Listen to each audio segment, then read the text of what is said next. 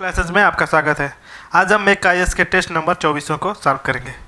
आइए देखते हैं पहला प्रश्न है, वारन हेस्टिंग के संदर्भ में निम्नलिखित कथनों पर विचार कीजिए। वारन हेस्टिंग के संदर्भ में निम्नलिखित कथनों पर विचार कीजिए। वह बंगाल का पहला गवर्नर जनरल था। तो पहला कथन क्या है इसका? सही है। दूसरा कथन देखिए इसका, इसी के समय पिट्स इंडिया एक्ट 1784 पारित हुआ था। तो दोनों के दोनों कथन क्या है इसके? सही हो जाएंगे। तो 1 व 2 इसका क्या है? सही उत्तर है। डी ऑप्शन इसका क्या हो जाएगा? राइट आंसर है। अब देखिए दूसरा प्रश्न, निम्नलिखित घटनाओं पर विचार कीजिए। तो कलकत्ता में उच्च न्यायालय की स्थापना। दूसरा है प्रथम आंग्ल मराठा युद्ध। तीसरा है कलकत्ता में प्रथम मदरसा की स्थापना। चौथा है जोनाथन डंकन द्वारा बनारस में संस्कृत विश्वविद्यालय की स्थापना। तो इसमें से पूछ रहा है कि उपरोक्त में से कितनी घटनाएं वारन हेस्टिंग के समय में हुई थी। तो पहला कलकत्ता में उच्च न्यायालय की स्थापना, दूसरा प्रथम आंग्ल मराठा युद्ध और तीसरा है कलकत्ता में प्रथम मदरसा की स्थापना। तो ये 3 घटनाएं किसके कार्यकाल में हुई थी? वारन हेस्टिंग के। तो क्या हो जाएगा? बी ऑप्शन इसका क्या हो जाएगा? 1 2 3 बी ऑप्शन इसका क्या हो जाएगा? सही हो जाएगा। अब देखिए तीसरा प्रश्न, निम्नलिखित कथनों पर विचार कीजिए। निम्नलिखित कथनों पर विचार कीजिए। Warren Hastings British east India company द्वारा भारत में नियुक्त होने वाला प्रथम गवर्नर था। तो ये पहला कथन क्या आ जाएगा इसका? गलत है। दूसरा देखिए, वर्ष 1757 का प्लासी का युद्ध लॉर्ड क्लाइव के नेतृत्व में लड़ा गया था। तो ये दूसरा कथन क्या है इसका? सही है। पहला कथन है जो वारन हेस्टिंग की जगह क्या हो जाएगा? वारन हेस्टिंग की जगह लॉर्ड क्लाइव था। तो पहला कथन सही हो जाता। दूसरा देखिए, दूसरा क्या है? 1757 प्लासी का युद्ध लॉर्ड क्लाइव के नेतृत्व में लड़ा गया था। तो दूसरा क्या है इसका? सही है। अब देखिए तीसरा, लॉर्ड कॉर्नवालिस के शासनकाल में चौथा आंग्ल मैसूर युद्ध तथा टीपू सुल्तान की मृत्यु। तो ये क्या किसके हुई थी? लॉर्ड वेलेस्ली के कार्यकाल में हुई थी। तो तीसरा वाला भी क्या है इसका? गलत है। तो केवल 2 इसका क्या है? सही है। तो बी ऑप्शन इसका क्या हो जाएगा? सही हो जाएगा। अब देखिए चौथा प्रश्न, निम्नलिखित युग्मों पर विचार कीजिए। निम्नलिखित युग्मों पर विचार कीजिए। एक तरफ गवर्नर जनरल दिया हुआ है, दूसरी तरफ तत्कालीन घटनाएं दी गई। तो पहला दिया है लॉर्ड वेलेस्ली। लॉर्ड वेलेस्ली के समय क्या है? टीपू सुल्तान की मृत्यु। पहला कथन क्या है इसका? सही हो जाएगा। दूसरा देखिए, सर जॉर्ज वारलो वेल्लोर का सिपाही विद्रोह इसी कार्यकाल में हुआ था। तो दूसरा भी क्या है इसका? सही हो जाएगा। तीसरा देखिए, लॉर्ड मिंटो प्रथम अमृतसर की संधि। तो तीसरा भी क्या है इसका? सही सुमेलित है। अब देखिए चौथा, लॉर्ड हेस्टिंग के कार्यक्रम में सुगौली की संधि हुई थी। तो चारों के चारों कथन क्या है इसका? सही है।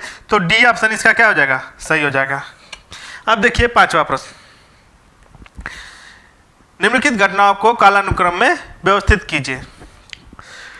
निम्नलिखित घटनाओं को कालानुक्रम में व्यवस्थित कीजिए। सबसे तो वर्नाकुलर प्रेस एक्ट का निरसन। वर्नाकुलर प्रेस एक्ट का निरसन कब हुआ था? ये 1882 में, 1882। फिर देखिए कलकत्ता, बॉम्बे और मद्रास के उच्च न्यायालयों की स्थापना, ये कब हुआ था? 1862 में, 1862 में। डुरंड आयोग की स्थापना,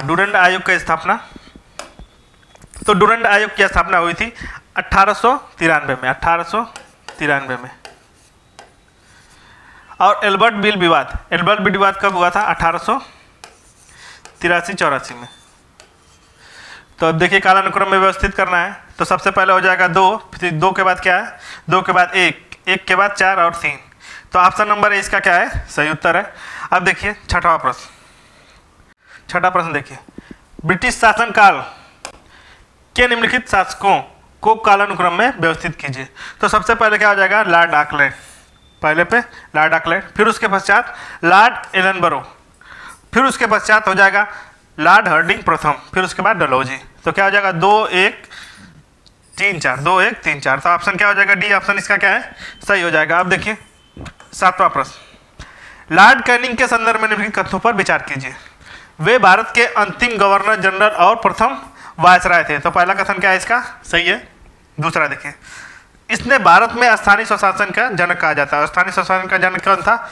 रिपन था। तो दूसरा ला क्या आ जाएगा इसका? गलत। अब देखिए तीसरा है, इन्हीं के शासनकाल में ईश्वरचंद विद्यासागर के प्रयासों से विधवा पुनर्विवाह अधिनियम की को पारित किया गया था। तो तीसरा कथन क्या है इसका सही है। तो 1 व 3 इसका क्या हो जाएगा, 7वां का सही हो जाएगा, डी ऑप्शन सही है। अब देखिए 8वां प्रश्न, सर जॉन लॉरेंस के संदर्भ में निम्नलिखित कथनों पर विचार कीजिए। ये वर्ष 1864 से 1869 तक भारत के वायसराय रहे। तो पहला कथन क्या है इसका सही है। दूसरा देखिए, इसके शासनकाल में कलकत्ता, बॉम्बे और मद्रास में विश्वविद्यालयों की स्थापना हुई। तो दूसरा कथन क्या हो जाएगा इसका गलत हो जाएगा। दूसरा किसके कार्यकाल में हुआ था, तो लॉर्ड कैनिंग के। तो केवल एक किसका क्या हो जाएगा सही हो जाएगा, 8वां का ए। अब देखिए 9वां प्रश्न, लॉर्ड मेयो के संदर्भ में निम्नलिखित कथनों पर विचार कीजिए।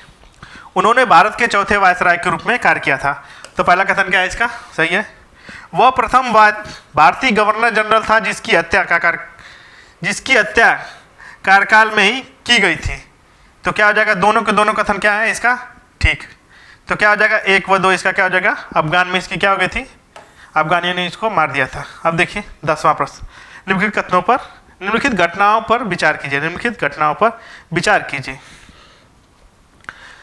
वह प्रथम दिल्ली दरबार का आयोजन, प्रथम कारखाना अधिनियम पारित किया जाना, भारतीय शस्त्र अधिनियम को पारित किया गया। तो इसमें पूछ रहा है कि लॉर्ड लिटन के शासनकाल में कौन हुआ था।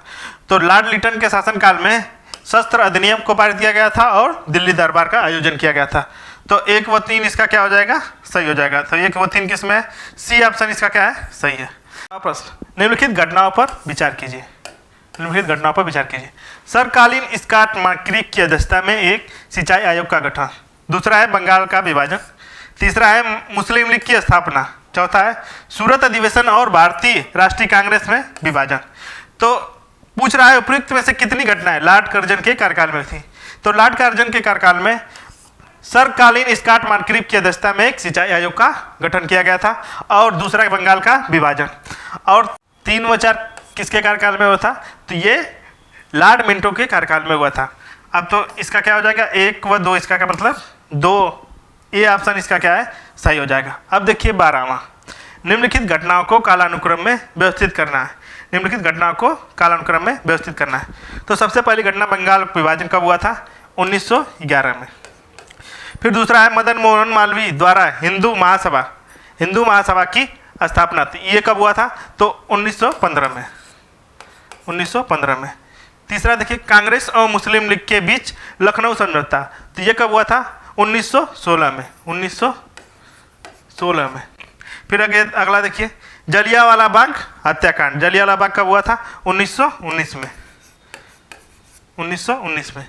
तो इनको कालानुक्रम में व्यवस्थित करना था। तो 1, 2, 11, 15, 16 और 19। तो 1, 2, 3, 4 सी ऑप्शन इसका क्या हो जाएगा सही हो जाएगा। अब देखिए 13 नंबर प्रश्न, निम्नलिखित घटनाओं पर विचार कीजिए। प्रथम गोल मेज सम्मेलन का आयोजन। दूसरा है मैकडोनल्ड कम्युनल अवार्ड की घोषणा। तीसरा है दांडी मार्च का प्रारंभ और चौथा है पूना पैक्ट पर हस्ताक्षर। पूछ रहा है कि उपयुक्त में से कितनी घटनाएं लॉर्ड वेलिंगटन के कार्यकाल में हुई थी। तो क्या हो जाएगा इसका 2 व 4 इसका क्या हो जाएगा 2 व 4 इसका क्या हो जाएगा सही है। तो क्या हो जाएगा बी ऑप्शन इसका क्या है सही है। 13वां का बी ऑप्शन सही है। अब देखिए निम्नलिखित घटनाओं को, अब देखिए इसमें से 1 व 3 किसके कार्यकाल में हुआ था, 1 व 3 के इरविन के कार्यकाल में हुआ था। अब देखिए निम्नलिखित घटनाओं को कालानुक्रम में व्यवस्थित कीजिए। 14वां प्रश्न है निम्नलिखित घटनाओं को कालानुक्रम में व्यवस्थित कीजिए।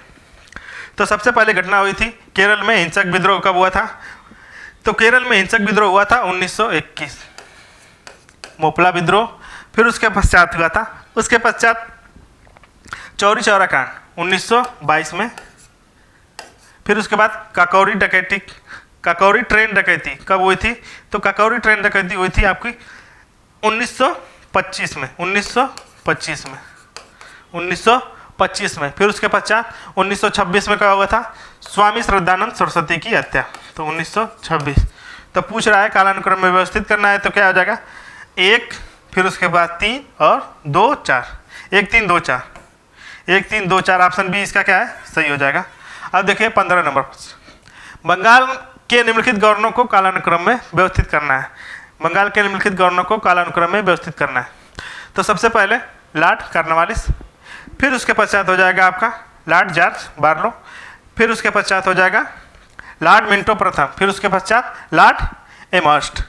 तो क्या हो जाएगा 2 1 4 3, 2 1 4 3। तो ऑप्शन इसका क्या हो जाएगा, ए सही हो जाएगा। अब देखिए भारत के निम्नलिखित वायसराय को कालानुक्रम में व्यवस्थित कीजिए। तो इसमें क्या आ जाएगा, सबसे पहले लॉर्ड मिंटो, फिर उसके बाद लॉर्ड चेम्सफोर्ड, फिर उसके पश्चात लॉर्ड अर्निंग, फिर और लॉर्ड रीडिंग। तो क्या हो जाएगा 2 1 4 3, इसका क्या हो जाएगा, सही हो जाएगा। सी ऑप्शन क्या है इसका, सही है। अब देखिए भारत के निम्नलिखित वायसराय को कालानुक्रम में व्यवस्थित कीजिए। 17वां नंबर प्रश्न।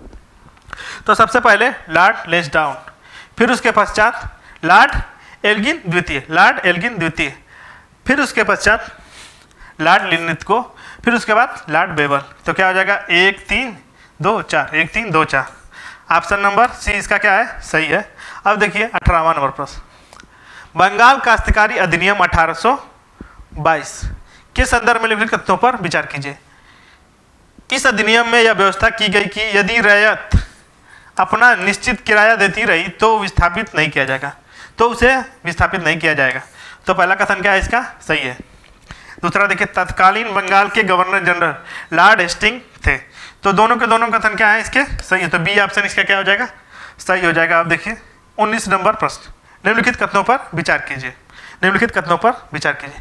लॉर्ड वेलेजली के शासनकाल के दौरान, लॉर्ड वेलेजली के शासनकाल के दौरान मराठा पेशवा और की पेंशन व्यवस्था को समाप्त कर दिया गया।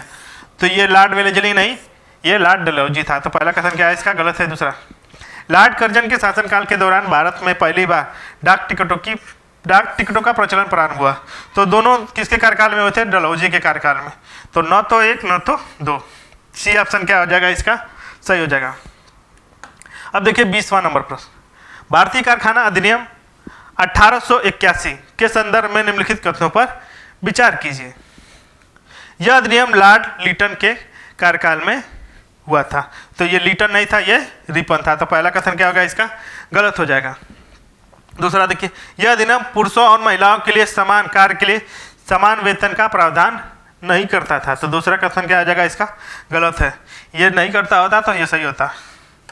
अब देखिए तीसरा, यह अधिनियम मुख्य रूप से बाल श्रम की समस्या से निपटता था। तो तीसरा इसका क्या है, सही है। चौथा देखिए इसने सभी श्रमिकों के लिए साप्ताहिक अवकाश प्रदान किया था। तो चौथा भी क्या इसका गलत हो जाएगा। यह द्वितीय कारखाना अधिनियम में हुआ था। तो यह हो जाएगा ये केवल 3 इसका सही है। तो केवल मतलब सी ऑप्शन इसका क्या है, सही हो जाएगा। अब देखिए 21 नंबर प्रश्न। एक तरफ सूची 1 में वायसराय कर्जन के कालीन मुख्य आयोगों का सूची 2 के अध्यक्षों से मिलाना है। तो अकाल आयोग किससे संबंधित था, एंटनी मैकडोनाल्ड से। और पुलिस आयोग का संबंध किससे है, एंड्रयू फेजर से। विश्वविद्यालय आयोग का कौन था, टॉमस रैले। और सिंचाई आयोग किससे संबंधित था, कॉलिन स्कॉट मानक्रीफ। तो क्या हो जाएगा 1 का 3 बी का 1, 1 का 3 बी का 1, यानी ऑप्शन नंबर ए इसका क्या है, सही है। अब देखिए 22वां नंबर प्रश्न। ब्रिटिश कालीन अस्थायी बंदोबस्त के संदर्भ में निम्नलिखित कथनों पर विचार कीजिए।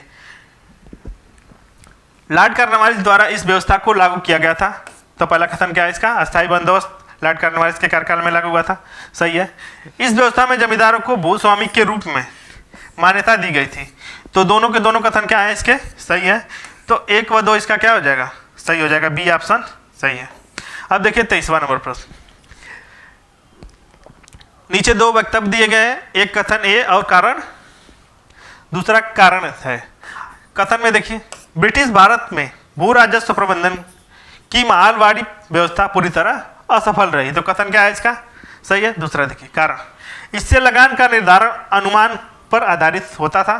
तो कारण भी क्या है इसका, सही है। तो सी इसका क्या हो जाएगा, सही हो जाएगा। ए और आर दोनों सही है। ए का सही स्पष्टीकरण आर है। अब देखिए सूची 1 में ब्रिटिश काल में कारखानों अधिनियम दिया हुआ है। दूसरी तरफ सूची 2 से तत्कालीन वायसराय को सुमेलित करना है। 24वां प्रश्न। तो 24वां प्रश्न का हो जाएगा, अब देखिए 1881 का कारखाना अधिनियम, ये किसके कार्यकाल में हुआ था? ये लॉर्ड रिपन के कार्यकाल में, लॉर्ड रिपन के कार्यकाल में। तो पहला सुमेलित है। 1891 का कारखाना अधिनियम, ये लॉर्ड लेंसडाउन के कार्यकाल में हुआ था। और 1911 का कारखाना अधिनियम, तो ये हार्डिंग द्वितीय के कार्यकाल में हुआ था। अब देखिए 1922 का कारखाना अधिनियम, ये लॉर्ड रीडिंग के कार्यकाल में। तो 1 2 3 4 इसका क्या है? ए ऑप्शन सही हो जाएगा। अब देखिए 25वां नंबर प्रश्न। 25वां नंबर प्रश्न, निम्नलिखित कथनों पर विचार कीजिए। निम्नलिखित कथनों पर विचार कीजिए। भारत में धन निकासी के सिद्धांत को सर्वप्रथम ईस्ट इंडिया एसोसिएशन की एक बैठक में दादा भाई नौरोजी द्वारा उठाया गया था। तो ये पहला कथन क्या है इसका? सही है। दूसरा देखिए, प्रथम अकाल आयोग वर्ष 1880 में लॉर्ड लिटन के द्वारा सर जेम्स लायल की अध्यक्षता में स्थापित किया गया। तो दूसरा कथन क्या है इसका? गलत है। तो केवल एक इसका क्या है? डी ऑप्शन सही हो जाएगा। अब देखिए 26 नंबर प्रश्न, मैक्लेगन समिति के संदर्भ में निम्नलिखित कथनों पर विचार कीजिए। इस समिति का गठन 1893 ईस्वी में किया गया था। तो पहला कथन क्या है इसका? गलत हो जाएगा। ये 1914 में किया गया था, 1914 में। दूसरा देखिए, इसका उद्देश्य सरकारी वित्तीय व्यवस्थाओं से संबंधित सुझाव देना था। तो दूसरा कथन क्या है इसका? सही है। तो केवल 2 इसका क्या हो जाएगा? सी ऑप्शन सही हो जाएगा। अब देखिए निम्नलिखित में से किस या किन आयोगों का गठन वायसराय लॉर्ड इरविन के कार्यकाल में किया गया था? तो साइमन आयोग का गठन किया गया था लॉर्ड इरविन के कार्यकाल में। लिंडलिथगो आयोग का भी गठन और विटले आयोग का भी गठन किया गया था। लिंडसे आयोग, चारों के चारों कथन क्या है? सही है। तो 1 2 3 4 ऑप्शन सी इसका क्या हो जाएगा? सही हो जाएगा। अब देखिए 28वां नंबर प्रश्न, निम्नलिखित में से किसने अपनी पुस्तक इकोनॉमिक्स हिस्ट्री ऑफ इंडिया में धन के बहिर्गमन का उल्लेख किया था? तो ये कौन हो जाएगा? रमेश चंद्र दत्त। बी ऑप्शन इसका क्या हो जाएगा? 28वां का सही हो जाएगा। अब देखिए अगला प्रश्न, सूची 1 में 1857 के विद्रोह का केंद्र और दूसरी तरफ नेतृत्वकर्ता के सुमेलित करना है। तो अब देखिए इसमें से दिल्ली में कौन था? जनरल बख्त खान, जनरल बख्त खान। फिर उसके बाद लखनऊ का बेगम हजरत महल, कानपुर का नाना साहेब और झांसी का रानी लक्ष्मीबाई। तो 1 का 2, बी का 1, 1 का 2, बी का 1, सी का 4 और डी का 3। अब देखिए 30, मंगल पांडे के संदर्भ में निम्नलिखित कथनों पर विचार कीजिए। वे 1857 की क्रांति के प्रथम विद्रोही थे। तो ए ऑप्शन क्या है इसका? सही है। अब देखिए दूसरा, उनका जन्म वर्तमान उत्तर प्रदेश के बलिया जिले में हुआ था। तो दोनों के दोनों कथन क्या है? सही है। डी ऑप्शन इसका क्या हो जाएगा? सही हो जाएगा। अब देखिए 31 नंबर प्रश्न, निम्नलिखित में से कौन से विचारक 1857 के विद्रोह को भारतीय स्वतंत्रता अधिनियम का प्रथम संघर्ष की संज्ञा देते हैं? प्रथम संघर्ष की संज्ञा देते हैं। 31वां प्रश्न का देखिए, तो भारतीय स्वतंत्रता अधिनियम के प्रथम संघर्ष की संज्ञा देते हैं। तो ये बेंजामिन डिज़रायली और कौन हो जाएंगे? पंडित जवाहरलाल नेहरू, पंडित जवाहरलाल नेहरू। तो ये कौन सा हो जाएगा? 1 4 किसमें सही है? 1 4, डी ऑप्शन इसका सही हो जाएगा। अब देखिए 32वां नंबर प्रश्न, निम्नलिखित कथनों पर विचार कीजिए। वर्ष 1857 के विद्रोह की योजना विठूर में नाना साहब और अजीमुल्ला खान ने तैयार की थी। तो 32वां प्रश्न क्या हो जाएगा? पहला 1857 के विद्रोह की विठूर योजना में नाना साहब और अजीमुल्ला खान ने तैयार की। तो पहला कथन क्या है इसका? सही है। दूसरा देखिए, कमल और रोटी को वर्ष 1857 के विद्रोह के प्रतीक के रूप में चुना गया था। तो दोनों के दोनों कथन क्या है इसके? सही है। तो बी ऑप्शन इसका क्या हो जाएगा? सही हो जाएगा। अब देखिए 33 नंबर प्रश्न, 1857 का विद्रोह के संदर्भ में निम्नलिखित कथनों पर विचार कीजिए। कानपुर में इस विद्रोह का मौलवी अहमदुल्ला ने नेतृत्व किया था। तो कौन? नाना साहब ने किया था। तो पहला कथन क्या हो जाएगा? गलत। दूसरा देखिए, लखनऊ में बेगम हजरत महल ने इस विद्रोह का नेतृत्व किया और अपने अवयस्क पुत्र विरजिस कादिर को लखनऊ का नवाब घोषित किया था। तो दूसरा क्या है इसका? सही है। तीसरा देखिए, दिल्ली में अंग्रेजी सेना को जनरल यूरोज के नेतृत्व में प्रदान किया गया था। तीसरा क्या हो जाएगा इसका? गलत हो जाएगा। अब देखिए, ये जनरल यूरोज कहाँ का था? झांसी का था। तो ये क्या होगा? गलत हो गया। तो केवल 2 इसका क्या हो जाएगा? सही हो जाएगा। अब देखिए 34 नंबर प्रश्न, 34वां प्रश्न, बेगम हजरत महल के संदर्भ में निम्नलिखित कथनों पर विचार कीजिए। वे अवध के नवाब वाजिद अली शाह की पत्नी थी। तो पहला कथन क्या है इसका? सही है। उन्होंने लखनऊ से 1857 विद्रोह का नेतृत्व किया था। तो दूसरा कथन भी क्या है इसका? सही है। उन्हें महक परी के नाम से भी जाना जाता था। तो तीनों के तीनों कथन क्या है? सही है। तो सी ऑप्शन इसका क्या हो जाएगा? सही हो जाएगा। अब देखिए 35 नंबर पर नीचे दो वक्तव्य दिए गए हैं, एक कथन ए और कारण, दूसरा कारण आर दिया हुआ है। 35वां नंबर पर इसका, तो पहला कथन, आर्थिक कारणों ने भी 1857 के विद्रोह को जन्म दिया था। कथन ए क्या है? सही हो जाएगा। डलहौजी की व्यक्तिगत नीति और भारतीय शासकों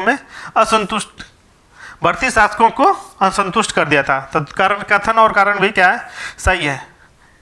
अतः कौन सा हो जाएगा? ए तथा आर दोनों सही है, किंतु आर ए का सही स्पष्टीकरण है, स्पष्टीकरण नहीं है। ये क्या हो जाएगा? दोनों कथन सही है लेकिन इसका क्या है? संबंध नहीं है। तो ए ऑप्शन क्या है इसका? सही हो जाएगा। अब देखिए 36 नंबर पर, निम्नलिखित कथनों पर विचार कीजिए। निम्नलिखित कथनों पर विचार कीजिए। चर्बी लगे कारतूस का प्रयोग 1857 का विद्रोह का तत्कालीन कारण माना गया। तो पहला कथन क्या है इसका? सही है। 1857 की क्रांति के समय ब्रिटिश प्रधानमंत्री लॉर्ड कैनिंग थे। तो कैनिंग नहीं था, कौन था? पाल्मस्टन था। तो क्या हो जाएगा? केवल एक इसका क्या है? सही है। अब देखिए 37वां नंबर पर, निम्नलिखित कथनों पर विचार कीजिए। पील आयोग 1857 के विद्रोह के बाद ब्रिटिश सरकार द्वारा सेना के पुनर्गठन के लिए स्थापित किया गया था। तो पहला कथन क्या है इसका? सही है।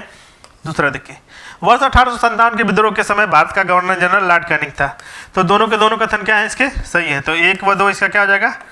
37 का सही हो जाएगा। अब देखिए 38वां नंबर पर, निम्नलिखित में से किसने कहा था कि 1857 का विद्रोह संघर्ष नहीं, एक धार्मिक युद्ध था? तो 38वां नंबर के प्रश्न का क्या हो जाएगा? ये विलियम हार्वर्ड रसेल ने कहा था। विलियम हार्वर्ड रसेल ने कहा था। अब देखिए 39वां नंबर प्रश्न, निम्नलिखित में से किसने कहा था कि 1857 की क्रांति भारत की पवित्र भूमि से विदेश शासन को उखाड़ फेंकने की प्रयास थी?